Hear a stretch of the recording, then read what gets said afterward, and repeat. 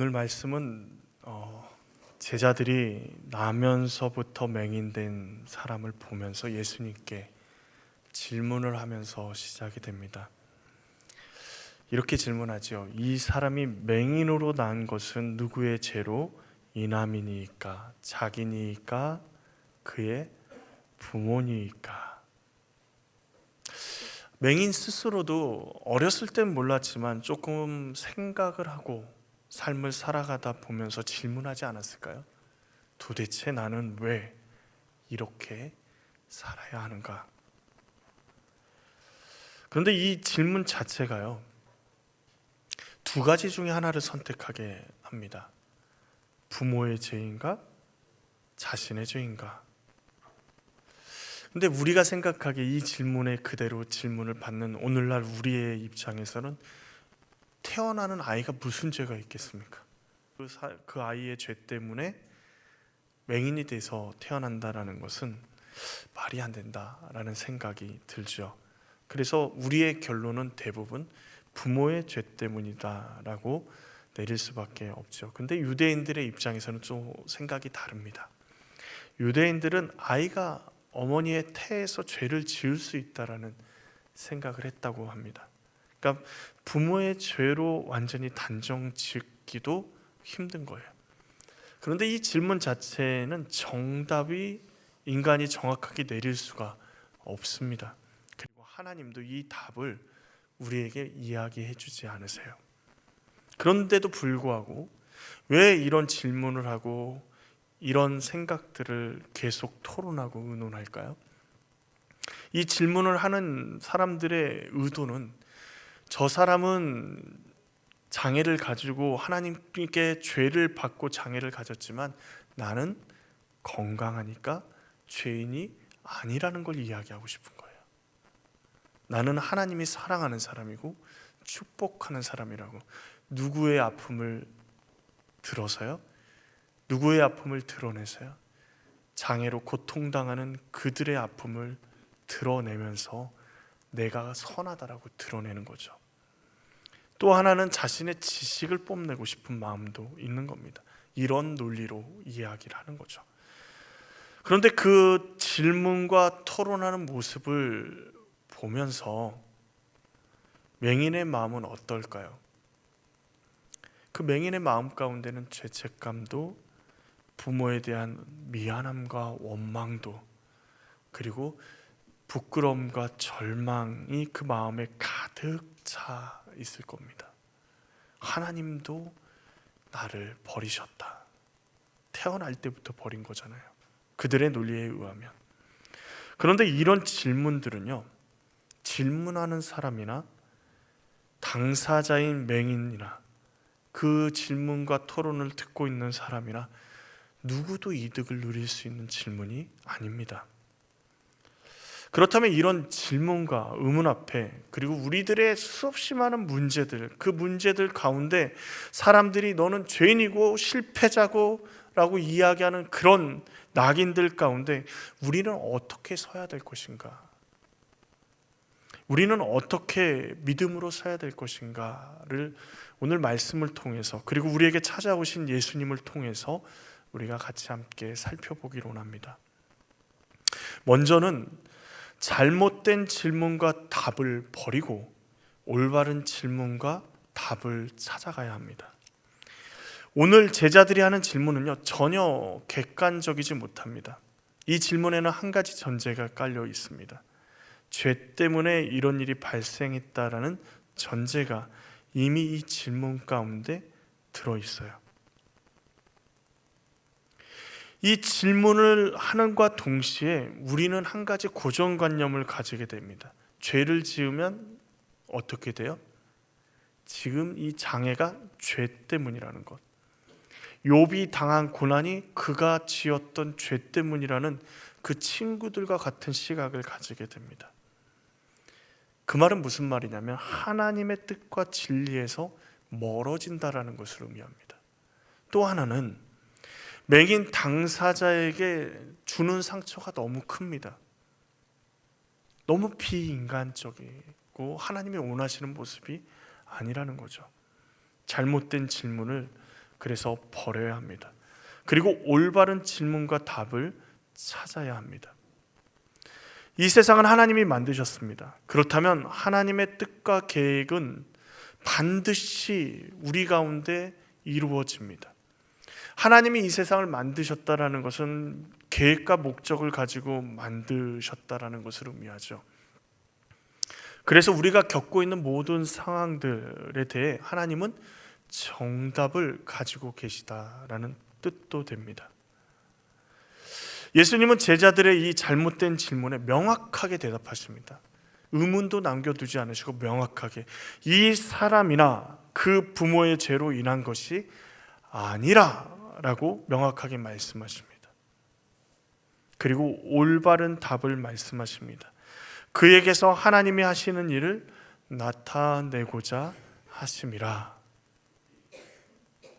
그러면 이제 예수님이 이렇게 대답하시면 우리 안에 질문이 듭니다. 어떤 의문이 드냐면, 그러면 나면서부터 맹인된 사람이 그렇게 고통받고 그렇게 힘들어하고 그렇게 아파했던 이유가 하나님이 하시는 일을 나타내고자 하나님께서 일부러 그렇게 만드셨는가? 하나님이 일부러 그렇게 만드셨을까요? 우리는 하나님은 그런 분이 아니시라는 것을 성경 곳곳에서 우리는 알 수 있습니다. 그럼 뭐가 문제일까요? 하나님은 이 세상을 완벽하게 창조하셨습니다. 모든 게 다 완전하게 완벽하게 창조하셨는데 문제가 생기죠. 인간이 아담과 하와가 선악과를 먹음으로 범죄함으로 불완전하고 불합리한 세상이 만들어집니다. 그래서 이 땅 가운데, 지금 우리가 살고 있는 이 땅 가운데 어떠한 불합리함, 억울함, 그리고 불완전한 일이 우리 가운데 벌어져도 이상하지 않는 세상이 되어버렸습니다. 누구도 예외가 없습니다. 예수를 잘 믿든 예수를 안 믿든, 그리고 또 부자든 가난한 사람이든 누구도 예외 없이 그러한 일들을 당할 수 있습니다. 억울한 일을 당할 수 있고요, 고통을 당할 수 있고요, 이해할 수 없는 일들이 이 땅 가운데서 벌어지게 됩니다. 하나님이 만들어 놓으신 세상이 아닙니다. 그런데 예수님이 지금 이야기하시고자 하는 것은 뭐냐면, 그렇게 불합리한 세상 가운데 고통을 당하고 알 수 없는 이유 가운데 고통을 당하지만 예수님을 만나는 순간 하나님이 하시는 일이 그에게 드러나게 된다라는 것을 말씀하시는 겁니다. 그렇다면 예수님의 그 말씀을 듣고 우리가 해야 되는 질문은, 이 맹인을 바라보면서 우리가 해야 되는 질문은, 아니 우리의 문제를 바라보면서 우리의 아픔을 바라보면서 우리가 해야 되는 질문은요, 맹인을 통해, 우리를 통해 하나님은 어떤 일을 나타내시고자 합니까? 라고 질문해야 되는 것입니다. 그것이 올바른 질문 아니겠습니까? 예수님은 맹인을 고치심을 통해서 이 세상에 빛으로 오신 예수님을 보여주시고 가르쳐 주시기를 원하신 겁니다. 밤과 같은 인생, 모든 면에 무기력하고 절망뿐인 인생 가운데 예수님이 그를 만나시고 그와 함께 하시는 순간 그 인생에 빛이 임하고 새로움이 임하고 새로운 인생, 하나님이 하시는 일이 그 인생을 통해서 이루어지는 놀라운 역사들이 일어나게 됨을 우리에게 보여주시기를 원하시는 겁니다. 그러면 하나님이 하시는 일은 뭘까요? 하나님이 하시고자 하는 일이 뭘까요? 요한복음 6장 28절에서 29절에 그들이 묻되 우리가 어떻게 하여야 하나님의 일을 하오리까 묻는 그 질문에 예수님이 대답하십니다. 하나님께서 보내신 일을 믿는 것이 하나님의 일이니라 라고 말씀하십니다. 하나님의 일은 예수님을 믿는 것이 하나님의 일인 것입니다. 우리는 실패와 절망 가운데 있거나 인간의 힘으로 이겨낼 수 없는 상황 가운데 있는 사람들에게 자신 있게 말할 수 있어야 합니다. 다른 건 모르겠어. 너의 인생이 왜 그런지, 왜 이런 아픔을 겪어야 되는지, 왜 이런 어려움 가운데 있어야 되는지 알지는 못하겠지만 예수님을 만나면 너를 통해서 하나님이 하시는 일을 하나님께서 분명히 하시길 원하시고 그 일을 지금도 하나님은 하고 계시다라고 고백할 수 있습니다. 어떻게요? 우리가 그런 인생이지 않았습니까? 우리가 그런 삶을 살아가고 있지 않습니까? 예수님을 만나서 새로운 존재, 새로운 피조물이라고 말하는 이전과 다른 삶을 살아가는 것이 바로 우리들입니다. 그렇다면 어떻게 예수님께서 우리를 만나셔서 새롭게 변화시키실까? 놀랍게도요, 예수님은 이미 우리를 찾아오셨습니다. 여러분, 오늘 본문을 보면서 왜 갑자기 날 때부터 보지 못하는 맹인된 이 사람에 관해서 제자들이 질문하고 있을까요? 그 답은 1절에 있습니다. 예수께서 길을 가실 때 날 때부터 맹인된 사람을 보신지라. 예수님이 그를 보셨대요. 길을 지나가시다가. 근데 오늘날은 성경책이 저렴하니까 괜찮은데 그 당시에 이런 기록물을 쓰기 위해서는 굉장히 비싼 양피지나 여러 가지 파피루스나 이런 것들을 사서 써야 되는 거죠. 그런데 굳이 1장 1절 같은 말씀은 필요가 없는 말씀이지 않습니까? 제자들이 그냥 질문하면서 시작해도 되는데 1절 말씀을 굳이 기록해 놓고 있습니다. 왜 그럴까요? 제자들의 질문이요, 예수님의 주목하심에서부터 시작된 겁니다. 길을 가시다가 갑자기 날 때부터 맹인된 사람을 예수님이 관심을 가지고 지켜보시니까 제자들이 예수님이 관심을 가지고 지켜보는 그 사람을 보면서 평소에 의문 가지고 답을 얻지 못하는 어려운 그 질문을 예수님께 던진 것입니다. 우리는 이렇게 생각할 수 있죠. 우연히 지나가시다가 예수님이 맹인을 쳐다보신 것이다. 그런데 아닙니다. 우연이 아닙니다. 예수님이 많이 예수님 따라다니는 병자들, 가난한 사람들 많았겠죠. 그런데 특별하게 그 맹인을 주목해서 보십니다.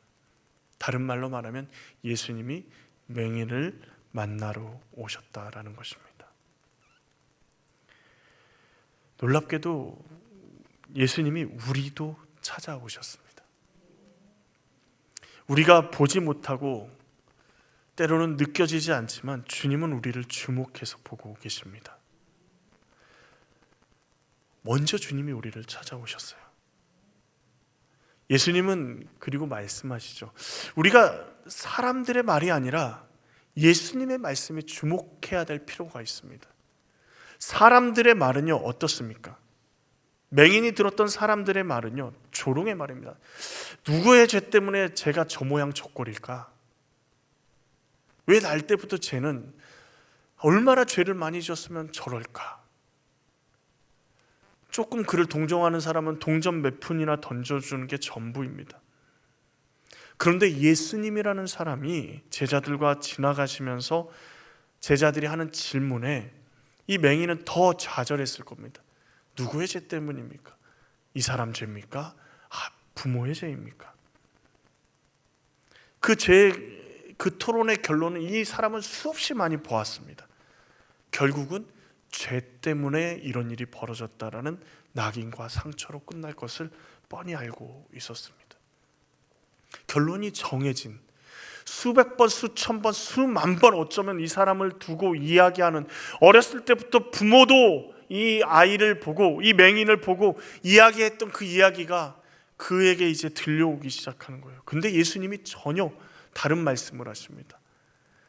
그에게 하나님이 하시는 일을 나타내고자 하심이라. 사람들은 하나님이 버렸다라고 이야기하는데, 너는 하나님께 저주받은 사람이야 라고 이야기하는데, 예수님은 하나님이 하시는 일을 나타내고자 한다라고 말씀하시는 거예요. 이 말이 들릴 때요, 이 맹인은요, 이 말씀을 받았습니다. 이 말씀을 들었어요. 사람들은 우리에게 부정적인 말, 연약하고 우리가 조금만 상처가 있고 조금만 부족해도 이야기합니다. 부족하다고. 너희는 약하다고, 이미 글렀다라고 얘기합니다. 그런데 그 말에 집중할 것이 아니라 우리를 향하신 예수님의 말씀에 우리는 주목해야 됩니다. 우리를 통해서 하나님의 하신 일을 나타내길 원하신다라는 거죠. 그런데 예수님이 이렇게 말씀을 하시고 이해되지 않는 일들을 하십니다. 먼저 땅에 침을 뱉으시고요, 진흙을 만드세요. 그리고 맹인의 가장 민감한 부분이 어딜까요? 눈일 겁니다.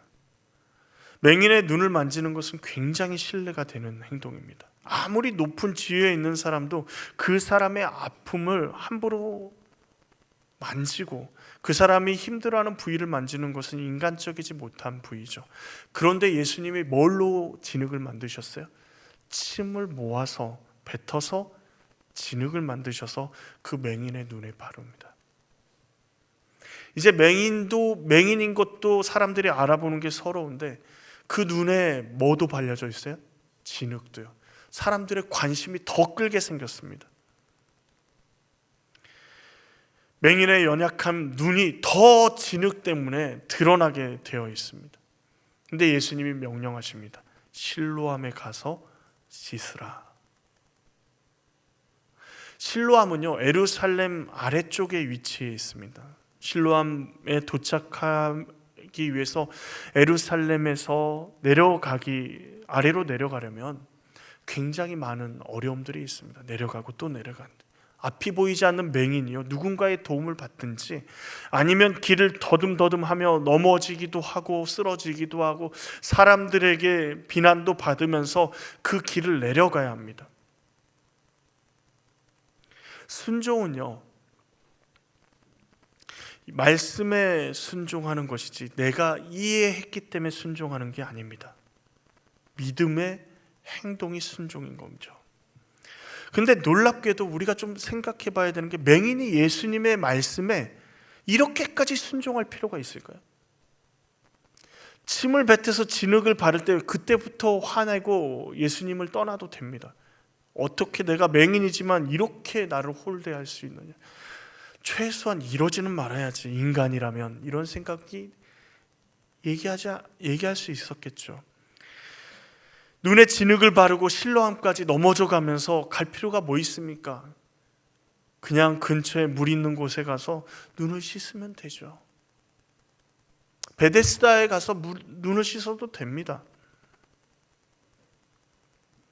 그런데 그 모든 것을 견디고 이기면서 실로암까지 갑니다. 왜 그랬을까요? 오늘 말씀을 찾아보십시오. 오늘 말씀을 1절부터 12절까지 보시면 예수님이 그를 눈을 뜨게 해주겠다, 낫게 하시겠다라는 말이 있습니까? 없습니다. 놀랍게도요, 없어요. 고치시겠다는 말씀도 안 하십니다. 그냥 실로암에 가서 내 눈을 씻으라고 말씀하시죠.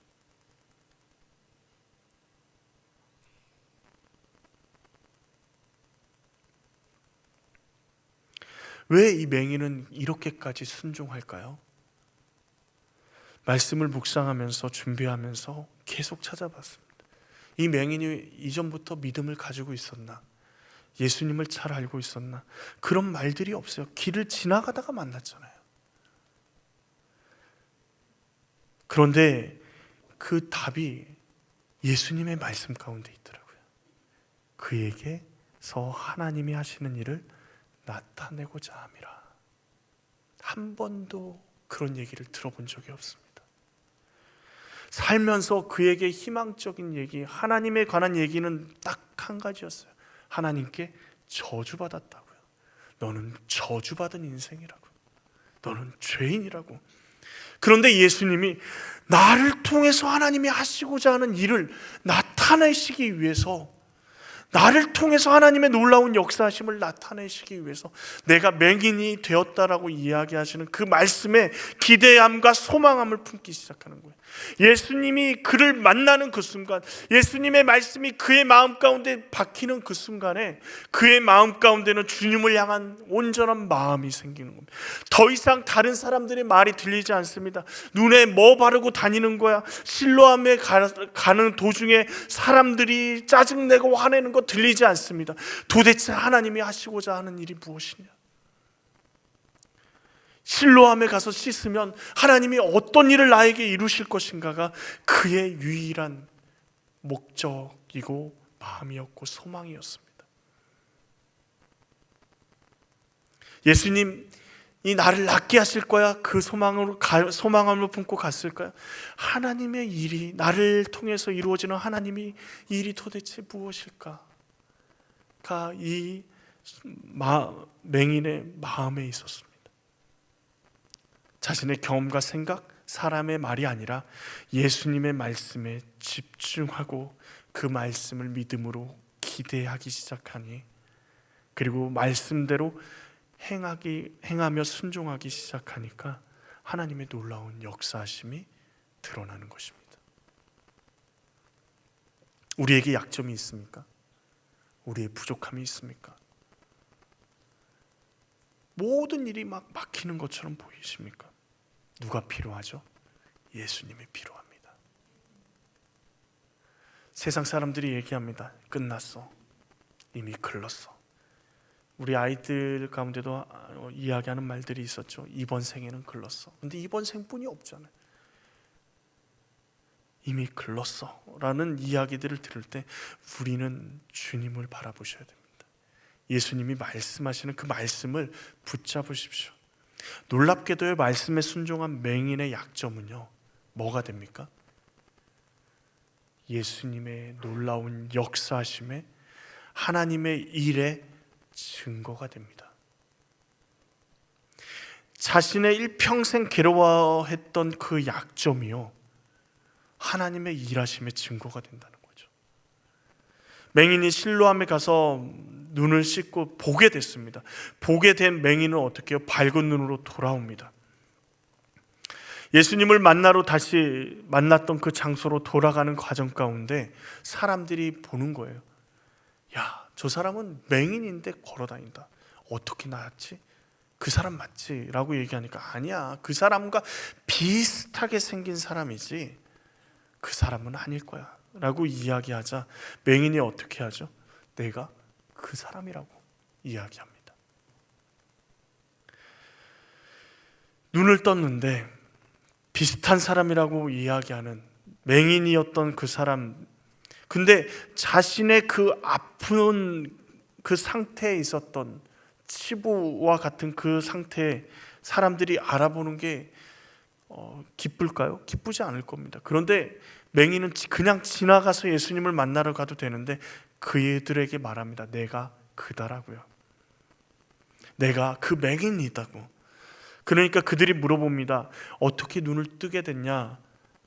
라고 묻자 예수님이 어떻게 하셨는지를 소상하게 경험한 것을 그대로 말합니다. 당당하게 말해요. 그런데 무엇은 말하지 못해요? 그들이 물어보는 말에 그가 어디 계시냐 할 때 말하지 못합니다. 이게 증인의 자세입니다. 자신이 알고 있는 것을 있는 그대로 말하고 모르는 것은 뭐라 그래요? 모른다 말할 수 있는 게 참된 증인의 모습입니다. 내가 모르는데 안다고 고백하는 것, 모르는데 알고 있다라고 속이는 것은 거짓된 모습입니다.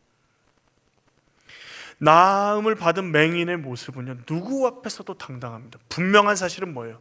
내가 나의 가장 큰 약점이 예수님을 통해서 고침을 받았다. 그 약점이 내가 당당하게 주의 역사하심을 고백할 수 있는 증거가 될 수 있다라는 겁니다. 약점이 하나님의 일을 드러내는 증거가 됩니다. 우리는 탓을 많이 합니다. 우리 부모는 어떻게 왜 이 모양 이래서 아무것도 물려주지 못하는가? 어떤 코미디언이 그러더라고요. 나는 금수저가 내 미래의 꿈입니다. 근데 우리 부모님이 노력을 하지 않습니다. 나는 금수저가 되고 싶은데 누구의 탓을 하면요, 왜 이런 일이 벌어졌는가를 우리가 고민하고 고민해도요, 그것은 답이 없는 경우들이 많습니다. 그러면 그것은 원망과 고통과 상처만을 우리 인생에 남깁니다. 그런데 주님이 말씀하십니다. 너를 향한 하나님의 놀라운 계획이 있다고요. 이해가 되지 않습니다. 내 상황이 이런데 어떻게 하나님의 놀라운 계획이 있냐고요. 그런데 그때 주의 말씀을 듣고 그 말씀을 붙잡고 믿음으로 한 걸음 한 걸음 내디디면 놀라운 역전의 역사가 일어납니다. 우리의 연약함이 일평생 너는 죄인이라고 꼬리표처럼 따라다니게 만들었던 그 맹인이라는 그 약함이 하나님의 일하심의 증거가 될 줄은 누가 알았겠습니까? 우리의 연약함을 통해서 하나님의 일하심을 다른 사람에게 드러내는 증거가 됩니다. 예수님은 우리를 찾아오시고 우리를 통해서 하나님의 일을 드러내시길 원하십니다.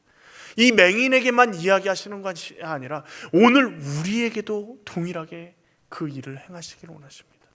세상의 많은 사람들은 왜 나에게 이런 억울한 일이 생겼을까? 나는 왜 이렇게 절망적인 상황 가운데 살아가야 되는 것인가에 고민을 하지만, 예수님이 우리 가운데 찾아오시면, 예수님이 그들 가운데 찾아가시면, 그리고 그들이 예수님을 받아들이면 하나님의 일이 우리 가운데 이루어질 것을 고백할 수 있게 되는 것입니다. 예수님을 믿고 순종하면 절망이 뭐가 되죠? 소망으로 바뀌게 됩니다.